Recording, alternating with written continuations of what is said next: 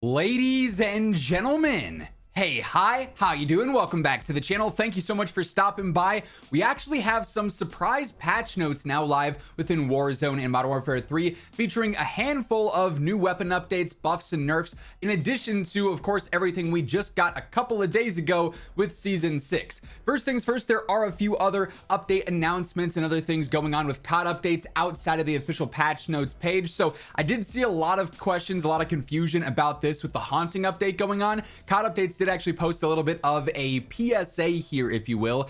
In Season 6, jump scares can occur during gameplay at any time if you're opening up chests or doing like the haunted boxes or something like that. To disable this feature, navigate to your settings and then the accessibility presets and then toggle the disable jump scares solution. So if you got that prompt when you first booted up the season and you accidentally selected yes when you wanted to click no, or vice versa, you clicked no but you want to have the jump scares on, this is something you can go through and actually update. So if you just go into your accessibility settings, it'll be there under the disable jump scares. So saw a lot of people saying, hey, I accidentally turned them off. Is there a way to get them back or anything like that? So yes, you can update those if you want, or if you've been playing for a little bit, you're kind of getting tired of them, you can turn them off if you want as well. Then one that ended up happening last night that we actually already have an update for, COD Update says, hey, for Modern Warfare 3 and Warzone, the Basilisk handgun is temporarily disabled while we investigate an issue causing players to crash. Players with the Basilisk equipped to an existing loadout may continue to encounter this error. Impacted players who can access the weapons tab are encouraged to copy an existing loadout and replace the Basilisk loadout. So essentially, every time you went over and hovered over the loadout that had the Basilisk in it, it would crash your game. Kind of a crazy glitch going on there. Luckily though, good news. As I said, they actually already fixed this just about 4 hours after the initial bug was discovered. We've deployed a fix for this issue. Players will no longer encounter a crash when viewing loadouts with the Basilisk equipped. So if you are someone who's trying to use the Basilisk actively on your loadouts, either in multiplayer or Warzone or zombies for that matter, you can actually use it now and continue to play the game. So pretty big deal there for sure for those trying to use that weapon. That said though, let's jump over to the official patch notes now, where we have several new weapon updates. So as we do dive through all the patch notes here, quick reminder, if you are new to the channel, every single day I got you covered with news, updates, patch notes, meta breakdowns, everything going on in COD is right here. So feel free to hit that subscribe button, turn on those post notifications. We are on the road to 1 million subscribers and would love to try and hit that by the end of 2024. And of course, if you enjoy the video, you find this info helpful, a like is always seriously appreciated. Much love to everyone who takes the time to do so. But we've got our Thursday, September 19th update. Of course, this went live yesterday afternoon. Unfortunately, this was like 15 minutes before I was ready to publish our top 10 loadouts for Season 6, so didn't have time to fit this into the upload schedule with all the YouTube notifications. But nonetheless, in multiplayer here, they fixed an issue causing players to encounter voting between the same mode in drive-thru and ghost ship. So it'd be like, hey, do you want to play ghost ship kill confirmed or ghost ship kill confirmed? What are you feeling today, right? So you won't have that anymore. It'll be like ghost ship kill confirmed or ghost ship hardpoint or something like that, right?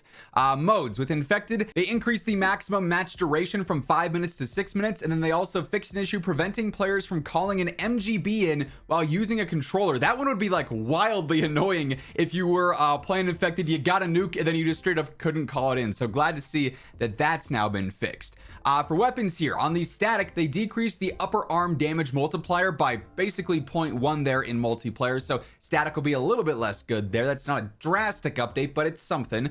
The cast off LSW stock attachments, they added some missing pros and cons to the list in the gunsmith UI, so some stocks just were not accurate. They were doing way more for your pros or way more for your cons, and those just weren't mentioned anywhere. It was just kind of a gamble, and it's like in game, hey, wait a second, this stock feels way different than what it said it was doing, right? For marksmans, the crossbow from MW2, they actually removed the ADS sight spread. So that's kind of an interesting one that might actually make the crossbow really good if you're a super accurate player. And then the SAB 50, they increased the lower torso damage multiplier by a decent bit there. And now within its minimum damage range, the SAB 50 is capable of a one-shot kill to the lower torso. So if you're looking for more like aggressive sniping in multiplayer, the SAB 50 might actually be a pretty practical and viable option now, which is cool to see for sure. For snipers here, the Carrick 300 got yet another update. They increased the maximum damage range by about 33% up to 25 meters there. So you could maybe build that out to be a tad bit more aggressive and kind of use it like a marksman rifle, basically. Then for handguns here, the Basilisk, this is why a lot of people were experiencing a crashing issue yesterday. They increased the upper leg, the lower leg, and the foot multipliers by a little bit. And so players saw, hey, they buffed the Basilisk. Let me go throw that on my loadout.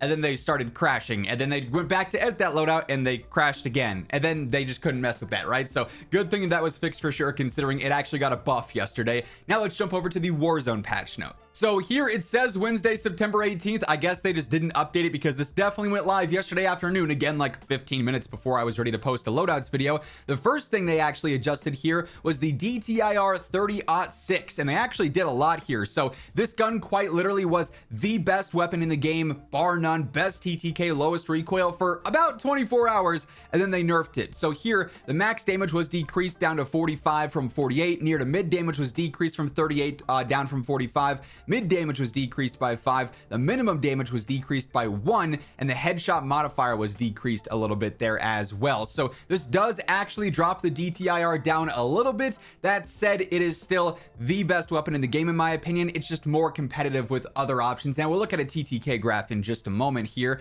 Then also the RAL LMG Jack Proteon kit, they mentioned that this update didn't actually go live with season 6, even though it was in the patch notes. So now it's fully live, and with this on the conversion kit, the headshot modifier was nerfed, the neck modifier was nerfed, the upper and lower torso modifiers were nerfed, and the arm modifiers were nerfed, and they were nerfed drastically, as we'll see here momentarily. So we're here on True Game Data. I'll always have a link down to the site in the description below if you want to check this out for yourself, but he's got the updated details for the RAL nerf and the DTIR nerf. And I wanted to compare these against some other top options because we know that before this update, the RAL was like the best TTK outside of all these other guns, and then with season 6, the DTIR was the best TTK in the game, and then the RAL was second. And now though, if you go through, you look at 300 health and then combination shot TTK, they absolutely obliterated the RAL with the conversion kit on there, to the point where it's really just not worth using as a conversion kit. You're probably better off just using it as like a standard LMG there. This thing got